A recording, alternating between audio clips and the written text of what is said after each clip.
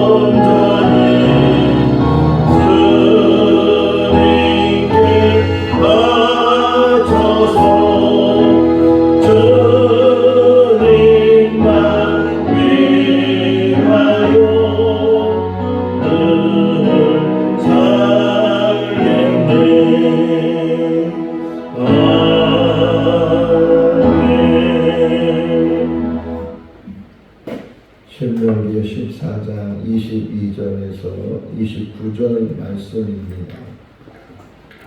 신명기 14장 22절에서 29절 말씀. 너는 마땅히 매년 토지 소산의 11조를 드릴 것이며 네 하나님 여호와 곧 여호와께서 회의를 드시려고 택하신 곳에서 네 곡식과 포도주와 기름의 11조를 먹으며 또 내 소와 양의 처음 난 것을 먹고 내 하나님 여호와를 경외하기를 항상 배울 것입니다.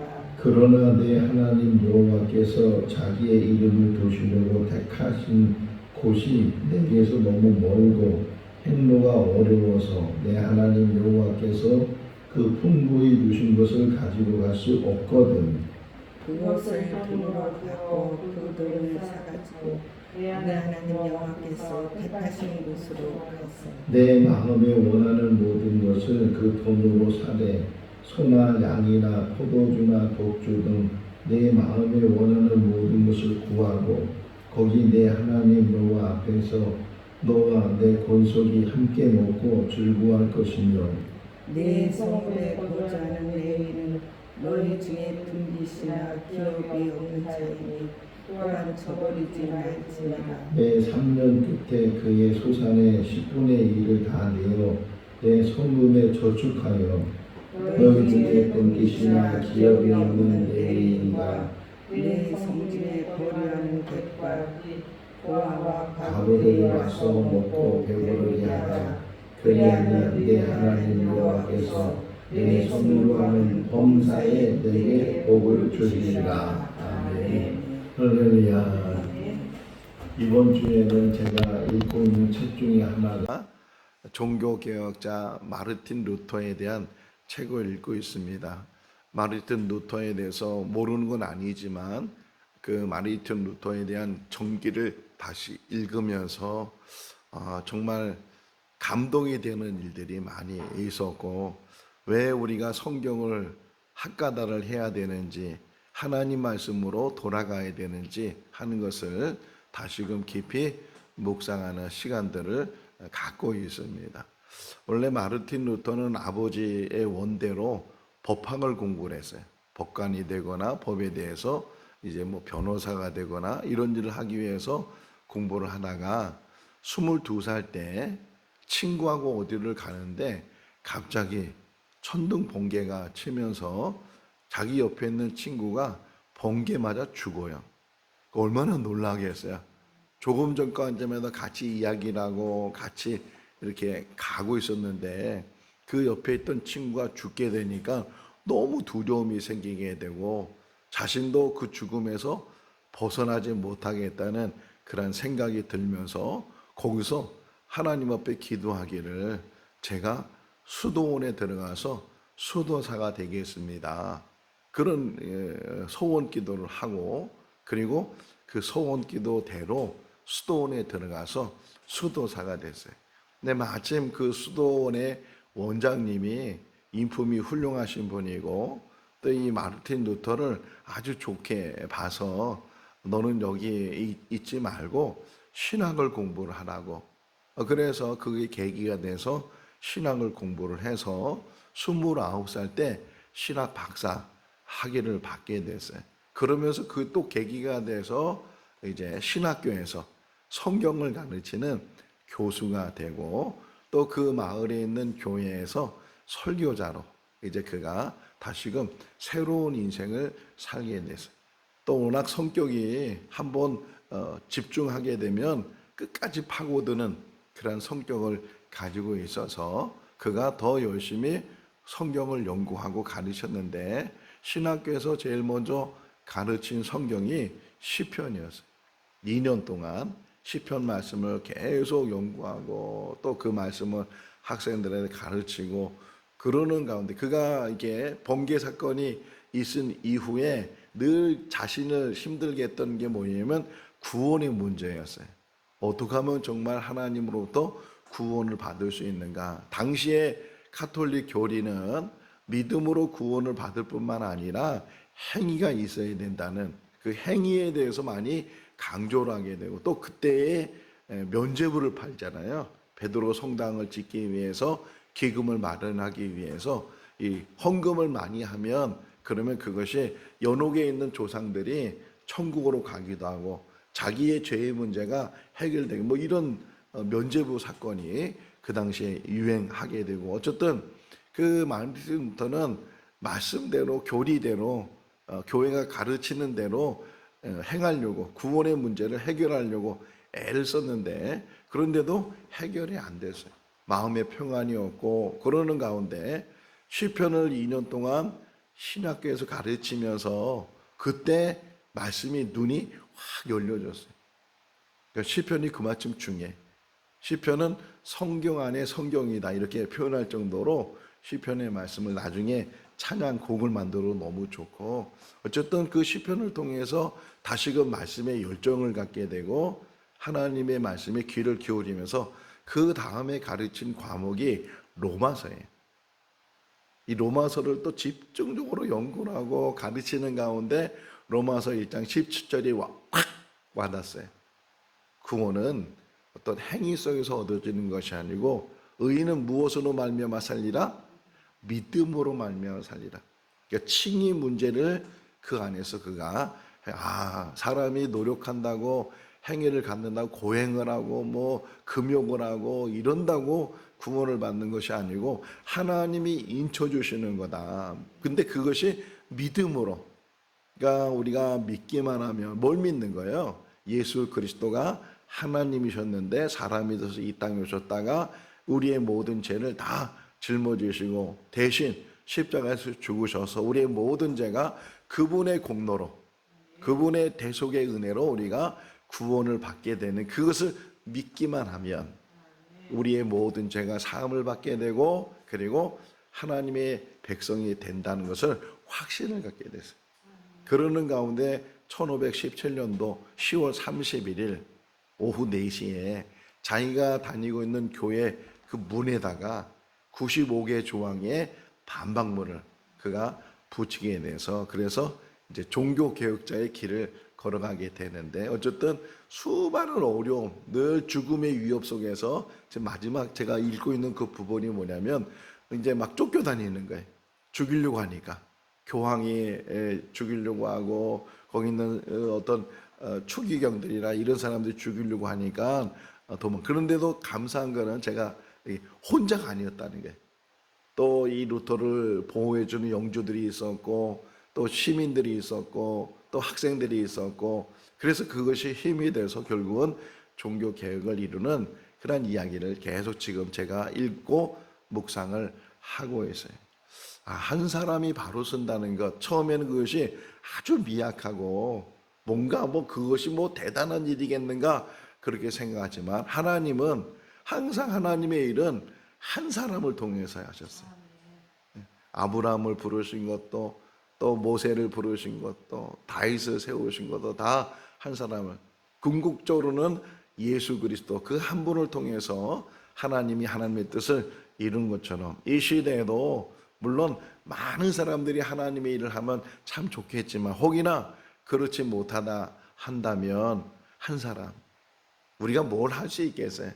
가장 미약한 그런 존재이고 아무것도 능력이 있는 것도 아니고 권세가 있는 것도 아니고 재물이 많은 것도 아니고 드러낼 만한 것들은 하나도 없는데, 그럼에도 불구하고 그 미약한 한 사람을 통해서 하나님, 왜냐하면 모세를 보면 모세가 젊었을 때 왕자로 있을 때 그때 하나님이 부르신 것이 아니고 노년에 이제는 삶을 다 정리하고 이제는 삶을 마치려고 하는 그때의 하나님이 부르신 이유는 모세를 통해서 하나님이 하신다는 거예요. 우리 미약한 우리들을 통해서 하나님께서 하나님의 일을 하실 줄로 믿습니다. 이 땅에 존재하고 살아있는 이 이유가 딱 한 가지 있다면 하나님이 우리를 부르셨다는 것, 또 하나님의 도구로 우리를 사용하시려고 한다는 것, 그것을 믿고 의지하면서 내어드리는 거예요. 자기를 부인한다는 것은, 자기를 부인하고 자기의 주어진 십자가를 지고 나를 따라 주님 말씀하신 것처럼 자기를 부인하는 것은 나를 내려놓고 하나님께 다 맡기는 거예요.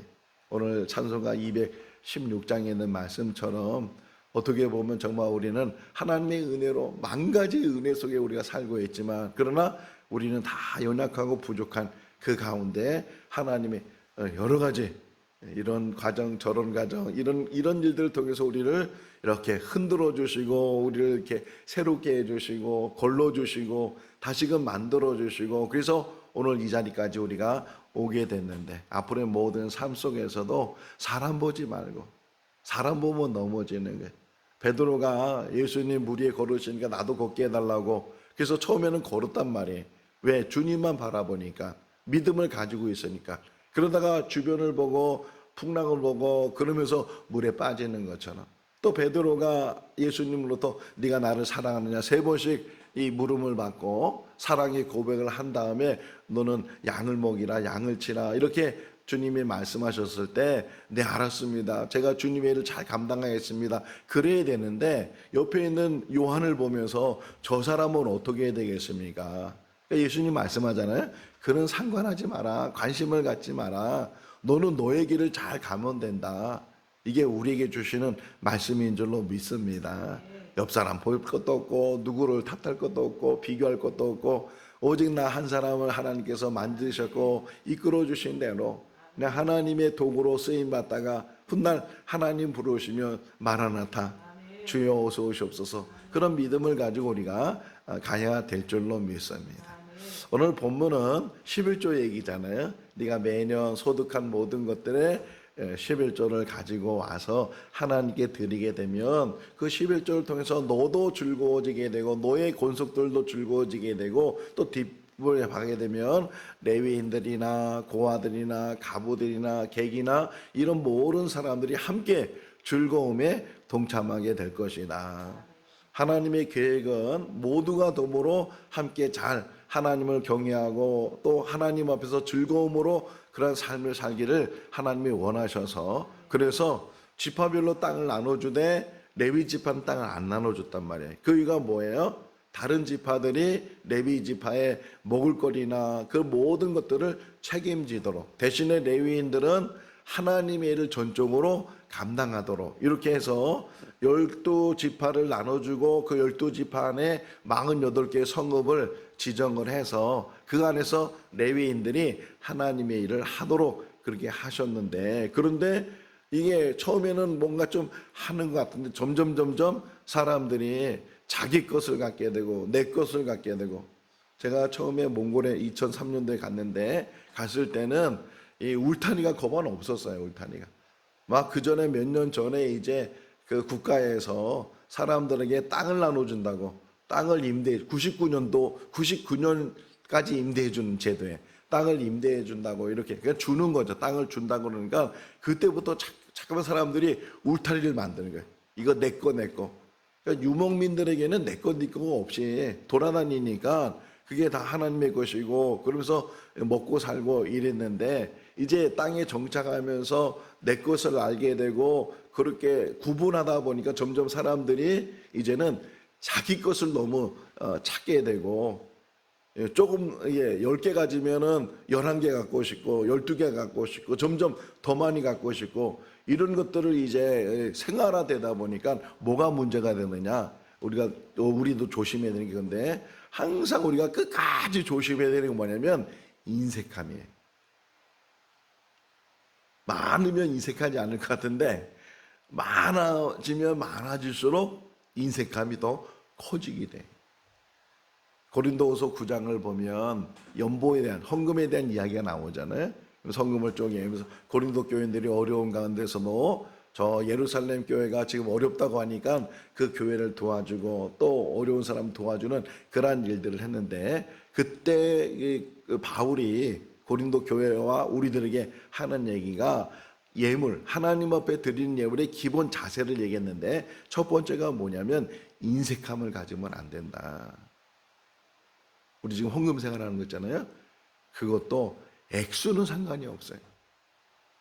다만 내가 하나님과 나의 관계 속에 헌금의 의미가 뭐예요?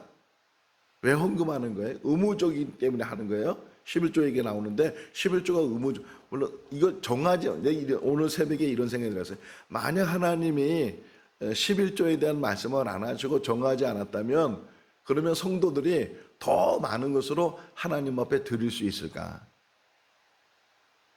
뭐 11조 같은 거 왜 정해놨냐고 그런 거 그런 옛날 구약 시대에 저 고리타분하게 3,500년 전에 만든 율법이지 지금 시대가 어느 시대냐고 누가 11조 생각하냐고 이렇게 지금 쓸 돈도 많이 있는데 11조 안 정해도 우리는 얼마든지 하나님 앞에 헌금 생활 잘할 수 있다고 이런 사람들이 결국은 헌금에 걸림돌이 되게 되고 시험을 갖게 되는 그런 일들을 많이 보게 돼요.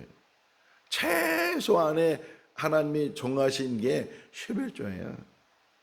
록펠러라는 사람이 어릴 때 어머니가 돌아가셔요. 근데 어머니가 돌아가시기 전에 록펠러를 앉혀놓고 유언해서 10가지를 잘 지키며 살아라 그래. 그 첫 번째가 11조를 꼭 하나님 앞에 드려라. 또 교회 나가서 예배 드릴 때는 앞자리에 앉아라. 뭐 이런 것들을 이 어머니가 유언을 남기고 이제 세상을 떠났어요. 처음에는 그 어머니 말씀을 잘 지키지 못했다가 이 어머니 유언의 말씀이 잘 기억이 나고 그러면서 그가 11조 생활을 시작했는데 어마어마한 부자가 됐어요. 자, 11조 생활하면 부자가 된다? 이건 틀린 말이에요. 11조 생활한다고 부자가 되는 것은 아니에요.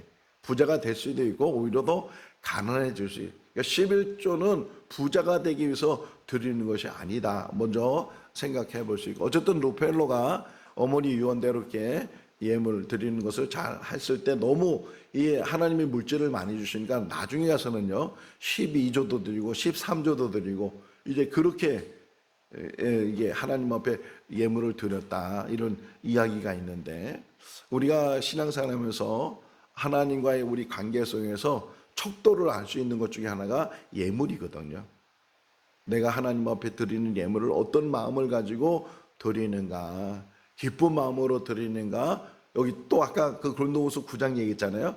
두 번째 그 나오는 단어가 뭐냐면 억지로 드리지 말라는 거예요. 인색함으로 드리는 것이나 억지로 드리는 것을 하나님 기뻐 받으시 않으신다. 즐거운 마음으로 기쁜 마음을 가지고 그 믿음 안에서 감사하면서 하나님 앞에 드리는 그런 예물을 하나님이 기뻐 받으신다 하는 거예요. 11조가 어떤 처음에는 이게 참 어렵잖아요.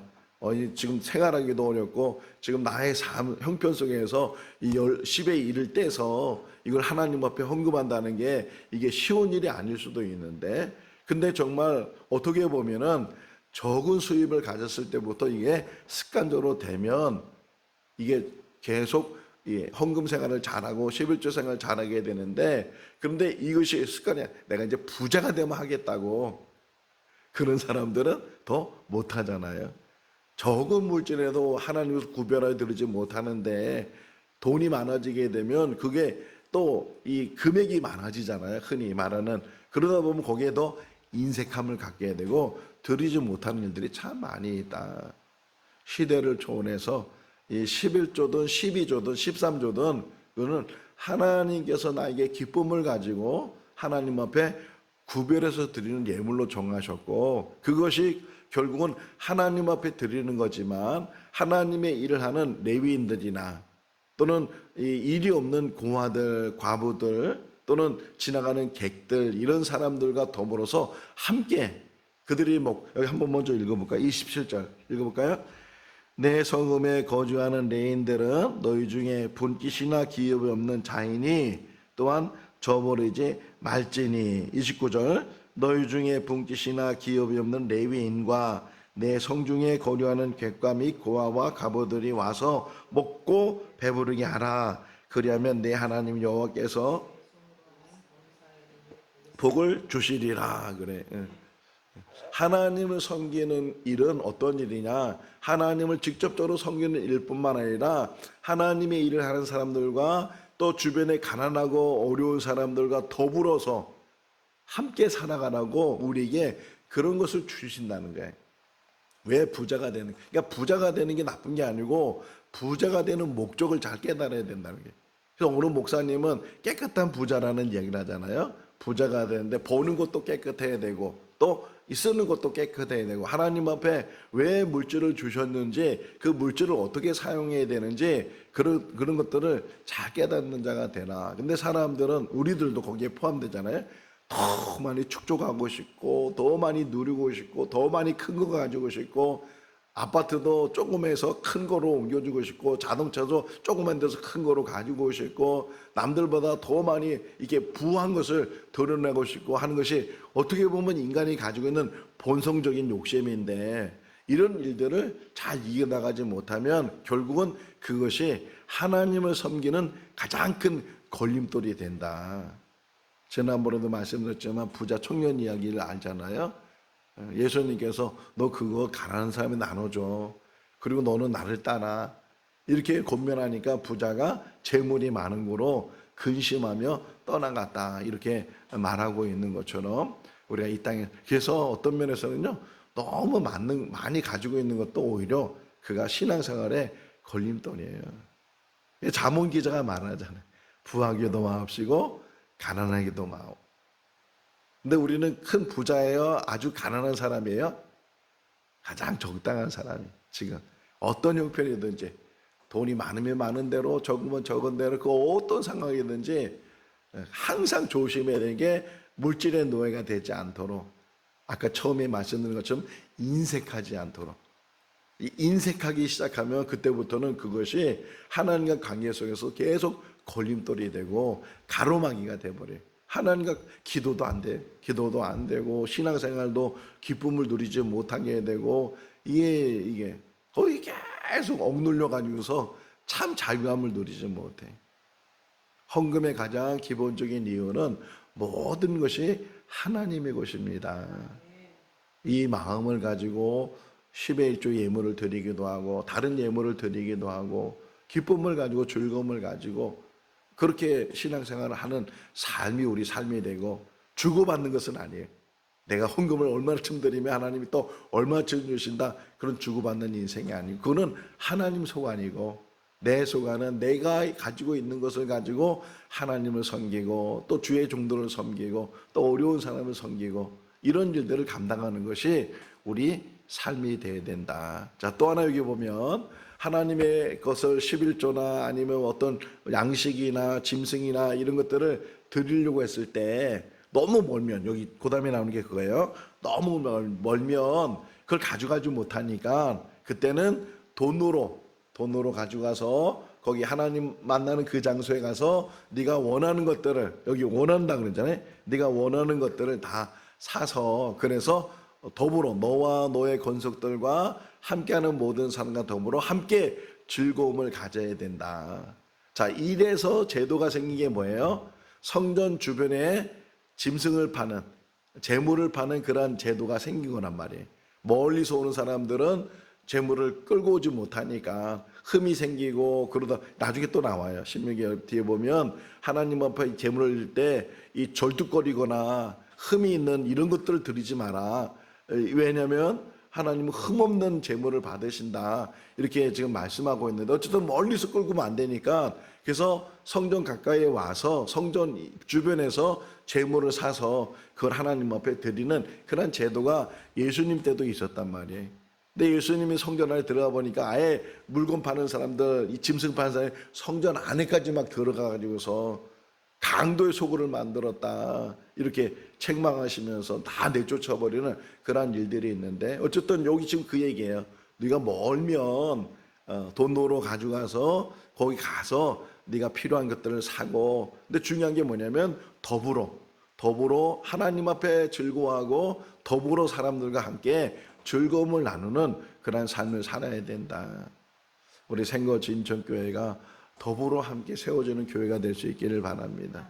어떤 부자가 뭐 헌금을 많이 해서 그래서 교회가 세워져 나가는 것이 아니고 어려운 사람들이 예수님이 칭찬하는 게 뭐예요? 가부의 두 랩돈을 칭찬하시잖아요. 하나님이 하시지. 하나님은 우리 교회 책임져 주실 줄로 믿습니다. 저는요 이제까지 목회하면서 뭐 큰 교회도 있어 봤지만 누가 얼마 헌금하는지를 전혀 확인하려고 하지도 않고 알고 싶지도 않아요. 잘못하면 그게 다 돈으로 보이잖아요. 저 누구는 얼마하고 누구는 11조하고 누구는 뭐하고 누구는 뭐하고 이러다 보면 오히려 제가 시험 들까 봐 하나님 앞에 있는 거예요. 하나님이 우리의 마음을 감동시켜 주시고 우리에게 자원하는 마음을 주시고 어려운 가운데서 구별하여 하나님 앞에 예물을 정말 우리 교인들 헌금 생활 잘해요. 이 몇 명 안 되는 이 성도들이 이 교회를 유지하고 있다는 이 자체도 기적이에요. 너무 큰 기적인데 하나님이 하시고 하나님이 감동을 주시는 게 다만 우리가 조심해야 될 것은 인색하지 않도록 내 자신이 얼마를 하나님을 헌금한다 이건 아무 상관이 없어요. 하나님 앞에 인색하지 않도록 억지로 하지 않도록 늘 기쁜 마음을 가지고 뭔가 있으면 하나님 앞에 드리고 싶은 마음을 가지고 예물을 드리는 그런 헌금 생활, 그런 신앙 생활 이런 생활을 하면서 우리가 한 사람 한 사람이 세워져 나가면 분명히 우리 교회가 더 바른 교회가 되고 하나님께서 받으시는 그런 교회가 되는 줄로 믿습니다. 헌금을 억지로 하는 게 아니에요. 자기가 스스로 기쁨을 가지고 우리 오곤사님 그냥 감자 캐가지고서 나눠주기 바쁘잖아요. 나눠주기. 얼마나 고생했을까요? 그런데도 그거 기쁨을 가지고 나눠주는 거죠. 우리가 하나님 앞에서도 그런 마음을 가지고 헌금 생활이든 무슨 생활이든 오늘 새벽에 일어나서 두 가지. 하나는 마르틴 루터처럼 말씀으로 돌아가야 되는구나. 말씀으로. 또 하나는 물질에 인색함이 없이 늘 하나님 앞에 감사하면서 부족하지만 적은 것이지만 하나님 앞에 늘 드리는 것이 기쁨이 되는 그런 신앙생활이 우리의 삶이 될 수 있기를 주님의 이름으로 축원합니다. 기도하겠습니다. 사랑이 많으신 하나님 아버지, 무더운 여름 날씨입니다. 그래도 건강을 지켜주시고 늘 주님의 전을 사모하는 마음을 주시고 또 주의 전에서 하루를 시작할 수 있도록 은혜를 베풀어 주신 것 감사합니다. 하나님 바라고 원하기는 늘 하나님 앞에 늘 아버지 저희들 바로 쓸 수 있도록 도와주시고 또 특별히 물질에 인색한 자가 되지 않도록 은혜를 베풀어 주시옵소서.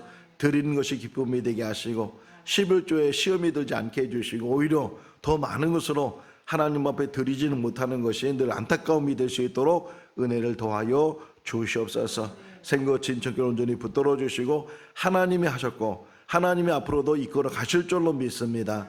든든히 서가는 교회가 되게 하시고 이 지역을 섬기고 민족을 섬기며 더 나아가서는 세계 복음화를 위해서 일할 수 있는 교회와 성도들 되게 하여 주시옵소서. 함께 하심을 감사드렸고 예수님의 이름으로 기도하옵나이다. 아멘. 마쳤습니다. 자유롭게 기도하시기 바랍니다.